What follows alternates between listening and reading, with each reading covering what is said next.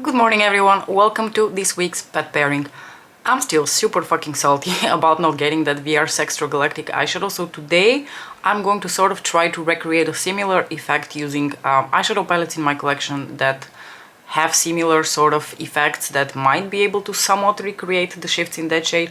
I'm not saying it's going to be the same eyeshadow, I'm just saying we can get as close as we can without paying 56 euros for a single eyeshadow. That's all I'm saying. I'm grabbing my Glow Last by Auric as usual. I am going to, of course, be talking about the second Bridgerton installment. But before that, because I have the Auric product in my hands, I just wanted to make a very quick comment about the new release from the brand. I don't know if you guys saw this, but they are releasing like a lip treatment, like a lip mask, something like similar to a Laneige lip sleeping mask. And while I was super on board for Glow Last and I thought the pot eyeshadows were cute, that lip treatment thing looks absolutely ridiculous to me. For starters, because it's going to be, I don't know how much that's going to be in euros, but it's going to be $32 for 3 fucking grams of product, and for whatever reason the packaging has a mirror on it and there's this stupid looking spatula that I have no idea what the fuck that's doing in there.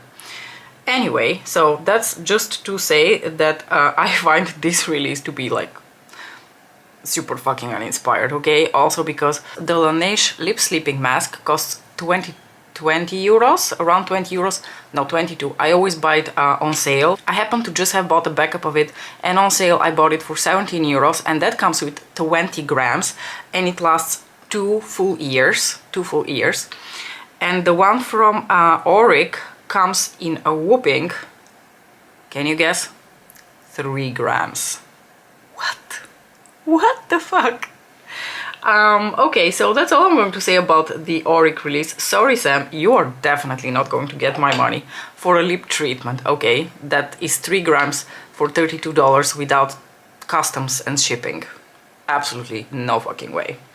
And now we shall proceed to the topic that probably interests you the most, which is chit-chat about the second installment of the Bridgerton collection from Pat McGrath Labs.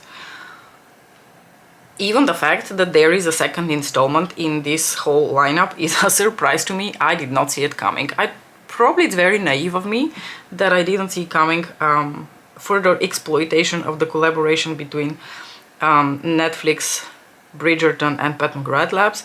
I should probably have been prepared for it, and now I'm prepared for more installments to come because I know there are more seasons. I have not read the books or have any interest in reading them, but I have heard from other people that there will be probably multiple seasons coming because each of the books centers around a different character in the story and their personal, you know, journey into the romantic world. So I feel like this is not going to be the last time we see a Bridgerton collection. Now that we are getting a part 2, which is apparently based on season 2, which will be released on Netflix very, very soon. I think end of March, and I'm guessing that's also a little bit why the timing is right now. Yeah, we're probably going to see more Bridgerton releases. But this one was a total surprise to me. She's been alluding to something smoky in her inspo pictures as of late, so I was expecting some very misplaced for the spring, like smoky eye kit or collection or eyeshadow palette. I didn't really know what to expect. So when she started teasing that something was coming, I was like, okay, probably that's coming. Even though secretly I was hoping that maybe she will pull out of her sleeve something like last year, you know, when she had that wonderful spring collection with the blushes and the Voyeuristic Vixen quad. I thought maybe we will get a fun quad again for the spring and a nice lineup of bronzers, because we are due bronzers. But instead she showed the outer packaging of something which honestly looked like a reference to Bridgerton and was even more disturbing. The outer packaging had pink and golden hues to it, and on the day of the announcement I was making jokes because I posted a look and I was saying something in the lines of, what do you guys think is going to be released? And then I jokingly said, please no more pinks, in brackets golds. And we see the inside of the palette. It's a 6-pan eyeshadow palette, at least one of the things that's being released, and it has pink and gold. hate to be the bearer of bad news. I promise I'm not going to look into my crystal ball anymore. I'm taking my Hourglass Diffused Bronze Light Bronzer now. I'm going to tell you what products I put on my face, because for the base makeup I pretty much always use the same things. That's why I didn't really say what I was using, because it's getting really boring to just repeat the same products over and over again. But like, I like to switch up my face products, and I think it's maybe always fun to see how I pair the bronzer, blush, highlighter together with the eyeshadow and the lipstick. That's why I always mention those. Total side note. Anyway, so the palette insides are revealed, and I was chatting with Lydia, one of you guys, on Instagram, and I was joking that in order for me to purchase that palette, there better be 2 fucking astrals in there. And then, lo and behold, there are 2 astrals in the eyeshadow palette. So I guess some of my crystal ball predictions are good news. Everything balances out in the end. So, what does the collection contain? The collection contains another 6-pan eyeshadow palette, just like the one we got the previous time, and once again it features eyeshadow formulas that are atypical for her 6 pans. Usually her 6 pans don't really contain any of her baked eyeshadow formulas, but as of the Bridgerton collection, they do. So I'm going to get into that in a little bit. But aside from the eyeshadow palette, there are a couple of other items in the collection that we can talk about before we move to the eyeshadow palette, because they're also funky and interesting to talk about. For my blush, I'm going to take Nude Venus. Another very interesting piece in the collection are a new formula of lipsticks. Now, I cannot remember the exact thing she names them, but from the way she describes them, they are going to be a cream lipstick formula. And probably most of you know that her cream lipstick formula, which was the Luxe Trans formula, was discontinued. The only sort of like creamy lipsticks she currently has in her collection are the Divinals, but the Divinals almost feel like a very pigmented lip balm. They don't really feel like cream lipsticks. They don't have the same kind of opacity to really, I think, qualify as cream lipsticks. They are glorious, don't get me wrong. They're super pigmented for what they are. They're extremely comfortable on the lips, but they're not really something I would call cream lipsticks. So I am very curious what these new ones are going to be. And FYI, if you asked me to describe her Luxe Trans formula, I wouldn't describe the Luxe Trans formula that she had even as creamy lipsticks. I would say those were more in the realm of comfort mattes. So I'm very curious what this new lipstick formula is going to be about. The packaging on those lipsticks is adorable. It's in her standard bullet, but then instead of the little lips, it has little bows. Super adorable. And it comes with 2 different types of packaging. One is like a lighter blue and the other one is like a lighter peach, and there is an array of like nudish sort of tones, a color that looks a bit like the Flesh lineup that we've seen in other lipstick ranges that she has, and there is also a red. I am definitely going to pick up the red. The red is called Elson 5. You may find this surprising given that I adore red lipsticks, but I actually don't have any of the Elson lipsticks in her lineup. For highlighter, I'm going to take Privilege from Nabla. It's one of their skin glazing highlighters. And I will, for starters, get the red just to test out the formula. But there was a peach nude in the collection that also looked really beautiful. So I might eventually snag that one if it ever goes on sale and these lipsticks, you know, stick around for a while. I'm not sure how fast they're going to sell out.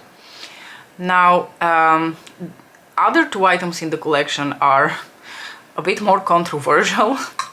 One of them is this circular, it's like this sort of packaging, but then I think it's actually made of cardboard and not of metal. This is the Guerlain Meteorites, and these are like tin packaging. These come in a tin packaging, whereas the ones from Pat I think are just going to come in cardboard packaging.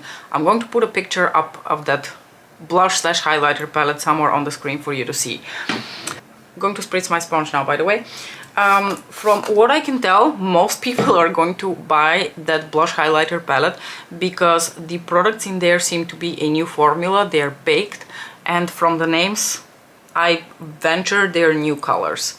But other than that, everyone has been complaining about the packaging because, first of all the wasted space hurts their eyeballs, mine including, and also the cardboard packaging feels like tacky and cheap and something I would expect of other brands, but not Pat McGrath. And don't get me wrong, it looks really cute, and maybe it's going to feel really much sturdier compared to other things that I have seen offered in that kind of packaging, but it's just not something I would imagine from Pat McGrath Labs, especially for probably what's going to be something very expensive. Let me zoom you in, because I forgot to do that. Okay, so let's get started on the eye look and then continue chatting. For my duping the vibes of Sextragalactic, I'm going to take first my Nocturnal Nirvana quad, and I'm going to take this shade. This is the shade Blitz Aquamarine, which, as you can see, is one of my most used eyeshadows in this quad because I just simply love it. It is absolutely gorgeous. I'm going to take a jumbo eye blender from Sonia G, and basically I'm going to try to emulate like a one and done type of look with that eyeshadow, which would be just blending everything out and, you know, calling it a day. But for me it's going to require some layering, because obviously only this eyeshadow isn't going to cut it. So aside from that stupid blush highlighter thing, there is also a body shimmer that comes in a similar packaging with a little poof on it, which also looks really cute. I think it would look adorable on your vanity, but personally, I have no use for a body shimmer, and if I use a body highlighter, I always use my OG Becca highlighter, the Champagne Pop collaboration with Jaclyn Hill. That's pretty much what I use as a body shimmer, and given how much product I still have in that highlighter, I don't think anything else needs to be bought, because I will basically never use it. It will just stand on my vanity to look cute, and it's probably going to be really expensive. So far from the collection, I'm only getting the red lipstick. Now, the eyeshadow palette, at first I was like, as soon as I saw the photo and I saw the pink, so let's talk about, okay, let's back up. Let's talk about the colors that are in this eyeshadow palette. The first thing you think when you see the insides of that eyeshadow palette are, wait, is that the same eyeshadow palette but with a gold instead of the purple? What is that? It was very confusing. For a second there, I was really confused, because in the same place in the eyeshadow palette as with the original Bridgerton, let me grab the original Bridgerton.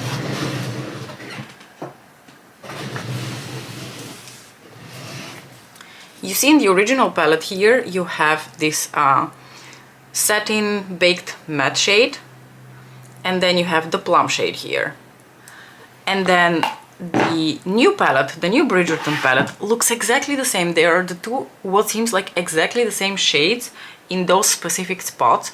So your first reaction is to think, wait, is that the same palette? What's going on? Are those repeats? And then she makes it clear that they are not repeats, but hot damn, we absolutely did not need another pink in there, okay? It's so unnecessary. Also because I don't think it fits with the rest of the eyeshadows. Frankly, I feel like instead of the matte plum, so there is a matte plum, just like with the Bridgerton, with the first Bridgerton palette, I don't think they match up with the rest of the colors in this eyeshadow palette. And the rest of the colors in this eyeshadow palette are its saving grace, and the reason that personally I am going to purchase the eyeshadow palette, because all three of the remaining shades, well, no, there is a champagne, standard pat champagne, metallic type of pink shade that goes into your inner corner, whatever.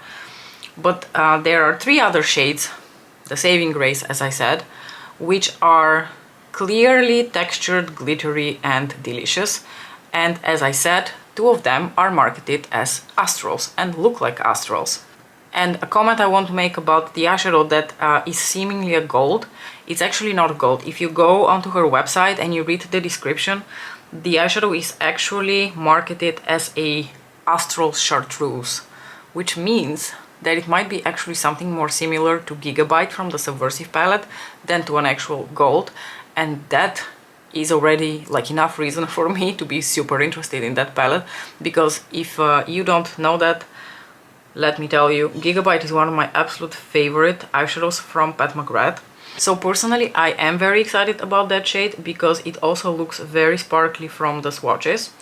There is another eyeshadow in there that really gets my personal motor running, and that is like this peachy pink gold astral. It looks absolutely delightful. I'm going to grab a little bit of my NYX glitter glue now and apply a bit of that Blitz Aquamarine shade over top of that.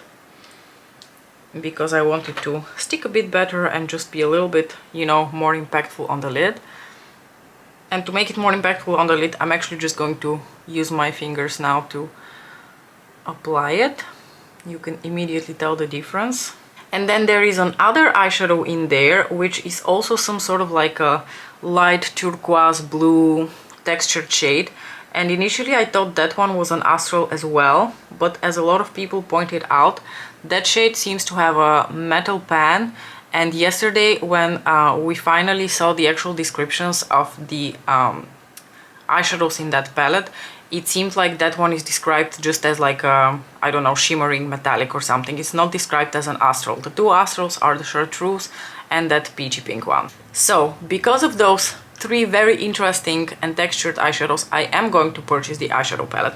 Now the next thing I'm going to do is take my Utopian Dream palette and go into this shade, the shade the shade Astral Moonflower?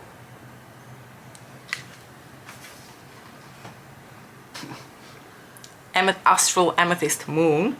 And I'm going to apply this shade over top of the turquoise aquamarine blue from Nocturnal Nirvana, because from what I could tell from just looking at other people's swatches, that shade, that VR Sextragalactic shade, shifts from a magenta to like blue-green. So I'm hoping that layering these two shades over top of each other will sort of create a similar effect.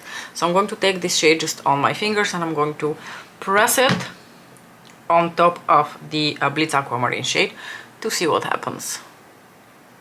It's probably not going to create the same kind of dimensional effect, because obviously the magenta isn't going to be as strong as in the original eyeshadow, but frankly that doesn't bother me at all, because one of the reasons that I also didn't think I needed that shade that badly is the magenta base. Magenta is just not one of my colors, I guess. I am going to once again purchase them with her express shipping, which by now we know means very little to her.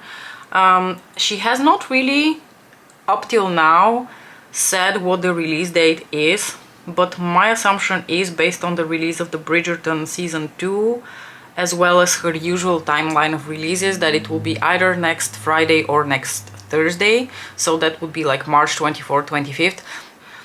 We're going to, of course, be doing the big comparison swatch party as per usual. I'm actually really enjoying what's going on my eyelids right now. There's like very subtle shifts from all the three shades that you can also see in VR Sextragalactic, but then the magenta shift is much less pronounced, which is, like I said, something that I would deem a benefit and not a disadvantage. I'm grabbing the Intensify sticks now and going to pop it on my lower lash line. Like I said before, I think the plum and the purple just, for me personally, don't fit with the rest of the shades, or don't fit well with a lot of the rest. Oh yeah, I forgot that there was this eyeshadow eyeshadow stick crayon thing, a black eyeshadow crayon thing. Wow, sorry, I have so little interest in that product that it just completely like escaped my mind. I'm also going to pop this in my inner corner, by the way. Something that I forgot to mention that I actually really like about this collection is the muse who is marketing the collection, and that is the girl that plays Lady Whistledown. Her last name is absolutely impossible for me to pronounce. Her first name is Nicola. She's absolutely gorgeous, and I think that she's perfect to be the muse for this collection. So that's something I really, really like. Before I continue rambling, let me grab a little eyeshadow brush. Something like this will do, like a small shader type of brush. And I'm basically going to go back into the Blitz Aquamarine shade and apply that on my lower lash line. Yes, so once again, I'm like super all over the place. But I wanted to say that the pink and the plum are completely nonsensical for me in that palette. I don't expect that we're going to see the day when Mother Pat treats us with like a mustard matte green, which would have fit perfectly with a chartreuse. So honestly, I would have been more than happy to just have two browns in that palette instead of a pink and a plum, because I just cannot anymore with the pinks and the plums, and I think all of us cannot. It's like every time we say, "Day Mother, enough with the pinks, enough with the golds," Mother goes like, "What? Did you say golds and pinks? I gotcha." And I'm going to apply one more layer of intensifies here because I would like to, you know, repeat what I did on my upper lashes, but I don't want that Astral from the Utopian Dream palette to fly all over my face. So I'm just going to use another layer of the glitter glue basically. There are a lot of sparkles in both of these shades, so if you feel like you have little control over the glitter fallout situation, I would recommend that you do your eyeballs first and then you proceed to doing your face makeup. I think I have a pretty good grip and the few flecks that I have on my face don't really bother me at all. But if you think you're going to get much more fallout and it really bothers you, then please be advised and do your eyeshadow first. For inner corner highlight, I'm going to keep it pretty simple and just go back into the Utopian Dream and take this shade, which is the champagne that she includes in all of her palettes. So I'm curious what you guys think about this collection. Are you going to pick up some of the items? Which items are you the most interested in? Just let me know your thoughts. I've already chatted with some of you, but now that it has sunk in for a couple of days, I'm hoping to hear your more well-rounded thoughts. I'm just going to add the artificial light from my phone because I think you can see all the sparkle and the nice magenta shift from Astral Amethyst Moon, like this, a little bit better. So this is the final look on my lips. I just went with something super easy peasy. This is one of my cream lipsticks from H&M. The shade is called Wellis and Tweed. And I hope that you enjoyed this video. I'm sure that this is not quite the same as VR Sextragalactic, but for me personally it comes close enough for me to not be tempted to purchase that kit at all anymore. I'm sure that a lot of you had the same response or a very similar response to mine, which is disappointment mixed with excitement, to the point where you are going to buy the eyeshadow palette, but not because you think the eyeshadow palette is awesome, but because of those few Astral shades in there. I'm almost 100% sure that most of you are super mad about the pink eyeshadow in there. So am I. I don't know, maybe someday she is actually going to understand what we're saying. And I think I'm going to wrap up now, head off to work. Let me know what you thought about this look. Let me know what you think about the second installment of the Bridgerton collection, and let's all collectively hope that this year we're going to get a super fucking epic mothership with 0 pinks in it. And no golds, please. Okay, thanks so much for watching. See you next time. Bye!